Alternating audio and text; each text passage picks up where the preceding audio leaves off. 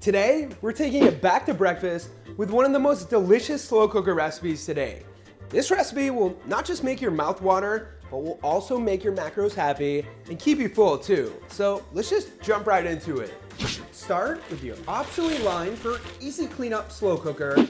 Just add into it 1.5 cups of steel cut oats, 3 tablespoons of almond flour, 1 tablespoon of ground cinnamon, 4 scoops of vanilla Labrada Nutrition protein powder.